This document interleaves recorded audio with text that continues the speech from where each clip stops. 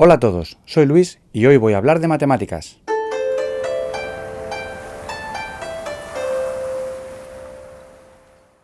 Números. Estamos rodeados de números. Los tenemos en los billetes y monedas, el reloj, los números de las calles, las matrículas de los coches, el móvil, el DNI, etc. Los números rigen nuestra vida. Sin los números no podríamos hacer cosas increíbles como construir rascacielos, viaductos, aviones o que nos paguen el sueldo. Los números son un invento cultural de gran importancia. Pero, ¿qué es un número? ¿Te has parado a pensarlo alguna vez? Miles de años antes de Cristo, los babilonios utilizaban una notación numérica para construir unas tablas astronómicas que tenían gran exactitud. Y si vamos más atrás en el tiempo, los neolíticos ya en sus cuevas hacían una especie de puntos que eran como números. Si buscamos en el diccionario de la Real Academia de la Lengua Española la primera definición de la palabra número, nos sale lo siguiente: expresión de una cantidad con relación a su unidad. Es decir, según esta definición, un número es algo que me dice cuántas veces tengo una cosa que llamo unidad.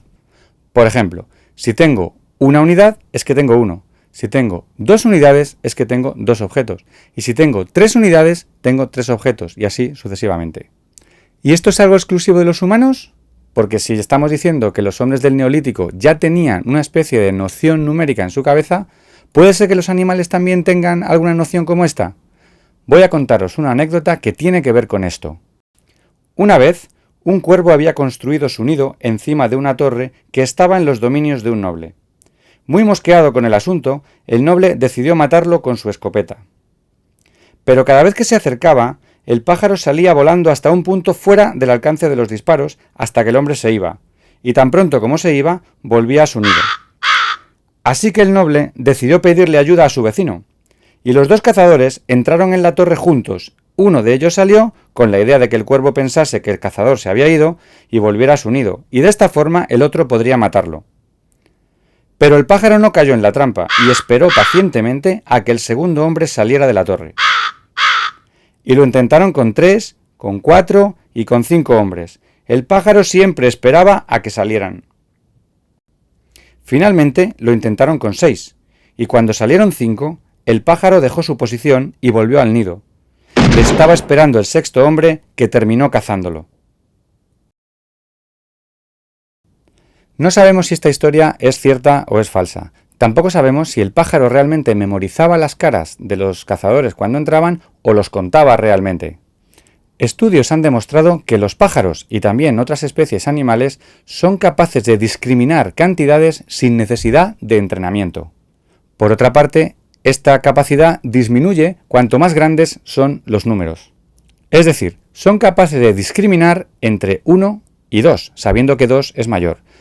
O entre 2 y 3, sabiendo que 3 es mayor, pero no son capaces de distinguir entre 5 y 6. A esto se le llama efecto de magnitud. Por otra parte, cuanto mayor es la distancia entre los dos números, más fácil les es reconocer cuál es el mayor. Por ejemplo, son perfectamente capaces de distinguir cuál es mayor entre el 6 y el 1, pero no son tan capaces de distinguir y sus fallos aumentan muchísimo cuando estamos hablando de 5 y 6. A esto se le llama efecto de distancia.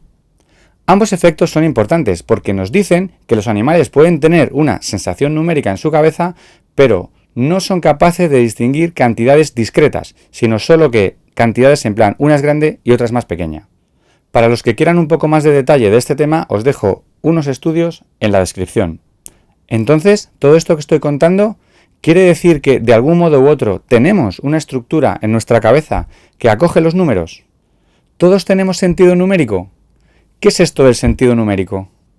El sentido numérico es uno de los pilares fundamentales de las matemáticas Singapur, porque es capaz de sacar a los alumnos de los procedimientos mecánicos que muchas veces no entienden y mostrarles una visión de las matemáticas más llevadera y más fácil de entender. El sentido numérico se refiere a entender lo que es un número, cuál es su papel en el mundo de los números y cómo se relaciona con el resto de números a través de las operaciones. Dominar esto mejora muchísimo el cálculo mental y además ayuda a resolver problemas matemáticos más complejos porque es capaz de partirlos en otros más sencillos. Vamos a ver algunos ejemplos.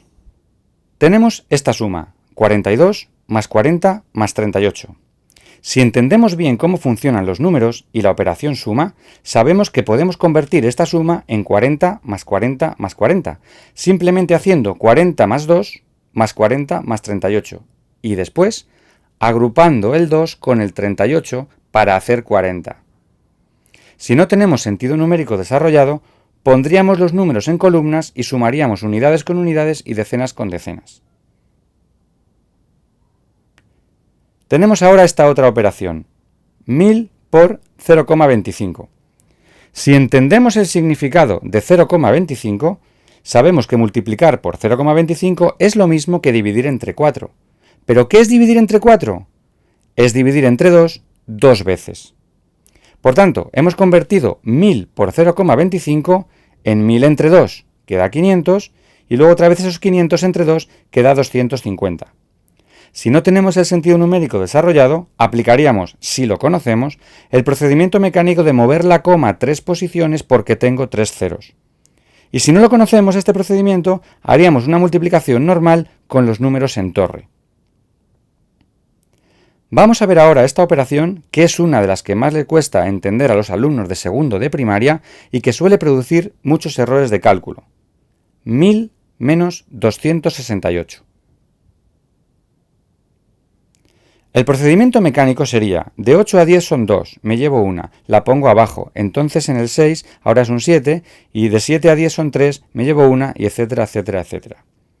Pero si tenemos desarrollado el sentido numérico y entendemos que la resta es la distancia que hay en la recta numérica entre el 268 y el 1000, podemos decir que esa distancia es la misma que la que hay del 267 al 999. Es decir, hemos convertido una resta complicada con 3 llevadas, que es 1000 menos 268, en otra mucho más fácil de hacer y que no tiene ninguna llevada, que es 999 menos 267. Si tenemos desarrollado el sentido numérico, otra opción es que quitar 268 es quitar 200, luego 60 y luego 8. Entonces estamos convirtiendo la resta 1000 menos 268 en 1000 menos 200, que nos da 800, a esos 800 le quito 60, que nos da 740, y a esos 740 le quito 8, simplemente contando para atrás, y me da 732. ¿Cómo ayudan las matemáticas Singapur a mejorar el sentido numérico? Utilizan una herramienta que se llama números conectados, y que nos ayuda a hacer una representación visual de cuáles son las relaciones que hay entre los números. Trabajar con los números conectados nos permite acceder a una flexibilidad de los números, pudiendo separarlos en las partes que mejor nos vengan. ¿Cómo se empieza a trabajar con los números? Contando. Los niños exploran primero el concepto de cantidad antes de empezar a contar. Es decir, ellos en 2 montones saben perfectamente en cuál hay más cromos, en cuál hay más gominolas o en cuál hay más lapiceros. El siguiente paso es averiguar cuántos hay en mi montón, y para eso es necesario contar. Cuando miras un grupo de objetos normalmente pequeño, muchas veces eres capaz de decir cuántos hay sin necesidad de contar, solo viendo el grupo. A esta capacidad se le llama subitizar. Por ejemplo, cuando yo cojo un dado, lo tiro y veo cuántos puntos hay, digo, hay 5, sin necesidad de haber contado que hay 5 puntos, pero veo que es un 5 por cómo están dispuestos los puntos en la cara del dado. Estudios del cerebro demuestran que cuando hay 1, 2 o 3 objetos, nuestra capacidad de subitizar es muy alta y somos capaces de averiguar cuántos hay sin necesidad de contar. A medida que el número de objetos aumenta, nuestra capacidad para saber cuántos hay sin contar depende de cómo estén dispuestos en el espacio o de nuestra capacidad de hacer grupos buscando patrones. Es decir, si hacemos grupos más pequeñitos, sabemos contar de 2 en 2, de 3 en 3 o de 5 en 5 sin necesidad de ir contando de 1 en 1, que tardaríamos mucho más. Esto veremos que es muy útil cuando hablemos de la multiplicación, que no es más que la suma de grupos iguales. Cuando se empieza a contar en primero de primaria, contamos cualquier objeto que tengamos alrededor: clips, lápices, gomas, cuadernos. La habilidad de contar requiere 2 habilidades realmente. La primera, ser capaz de producir las palabras para contar. 1, 2, 3, 4, 5, etc. Y la segunda, muy importante, ser capaz de asociar esa palabra que hemos creado al número de objetos real. Por ejemplo, el 1 con un objeto, el 2 con 2 objetos, el 5 con 5 objetos. Tanto la palabra escrita con letra como la palabra escrita con número. Trabajar mucho esta habilidad termina haciendo que los niños se den cuenta de que cuando yo sumo un número, realmente hay un objeto más. Por eso, después de aprender a contar y ver que en nuestra cabeza los objetos a los que corresponde ese número, somos capaces de separar esos objetos en dos, creando dos números que son dos partes de un total.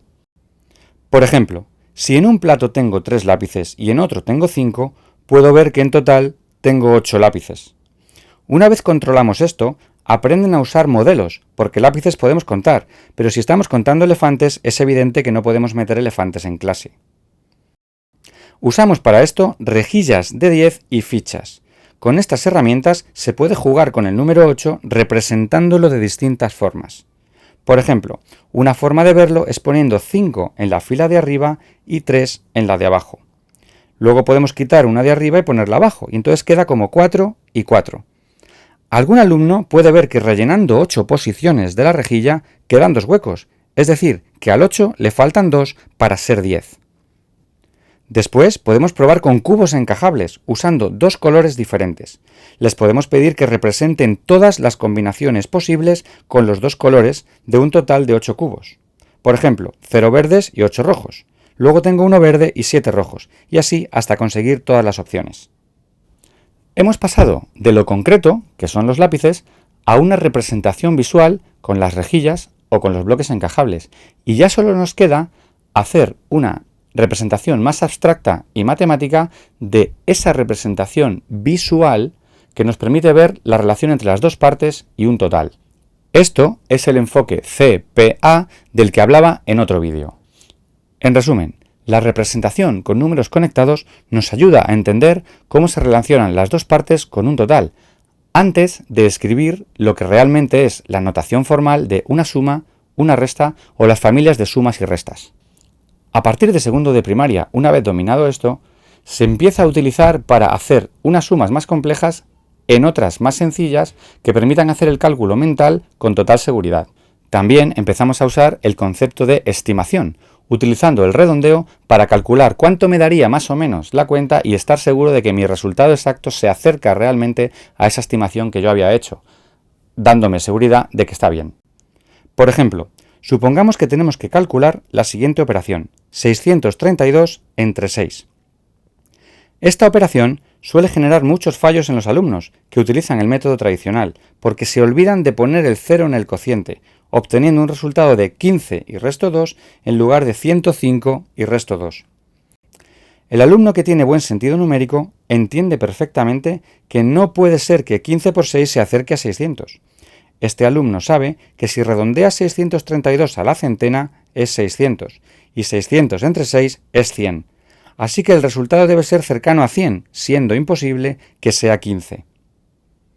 Otro ejemplo sería calcular cuántos puntos hay en este dibujo. Un alumno podría contar de uno en uno hasta llegar al resultado, y sería correcto, pero su sentido numérico es bajo. Otro podría decir que hay 12 grupos de 6. Por tanto, la operación para calcular cuántos puntos hay es 12 por 6. Pensemos en un alumno de segundo de primaria que está empezando a aprender la multiplicación y conoce las tablas y su construcción. ¿Cómo calcularía esta multiplicación? Si representamos el dibujo con un rectángulo, tendremos que un lado es 12 y el otro 6. Un alumno podría decir que si partimos el rectángulo en dos partes iguales, entonces tenemos 2 cuadrados de 6 por 6. Esta multiplicación sí sabe calcularla y da 36 cada uno. Así que el rectángulo completo sería 36 más 36 es igual a 72. Otro alumno podría decir que se puede partir el rectángulo en uno de 10 por 6 y otro de 2 por 6. Ambas multiplicaciones sabe calcularlas y sería 60 más 12 igual a 72. Otro alumno podría dividir el rectángulo en 3 rectángulos de 12 por 2. Esa operación sabe calcularla haciendo 12 más 12 igual a 24. Entonces tendría 24 más 24 más 24 igual a 72. En el primer caso, el alumno, sin saberlo, ha hecho lo siguiente. 12 por 6 es igual a 2 por 6 por 6 y esto da 72. En el segundo caso, el alumno, sin saberlo, ha hecho 12 por 6 es igual a, entre paréntesis, 10 más 2 por 6. Y eso es 60 más 12, que son 72. En el tercer caso, lo que ha hecho es que 12 por 6 es 12 por 2 por 3. Esto es 3 veces 12 por 2, que es 3 por 24. 24 más 24 más 24, que son 72. Estos son solo 3 formas de hacerlo, pero hay muchas otras. ¿Se os ocurre alguna? Ponedla en los comentarios. Pues ahora ya podemos decir que tenemos 7 sentidos. La vista, el oído, el olfato, el tacto, el gusto, el sentido común y ahora el sentido numérico. Y hasta aquí el vídeo de hoy. Si te ha gustado, dale a like. Si te gusta el canal, suscríbete. Si crees que este vídeo puede ayudar a otras personas, compártelo. Y muy importante, si tienes dudas, escríbelas en los comentarios, porque así aprendemos todos. Nos vemos en el siguiente vídeo.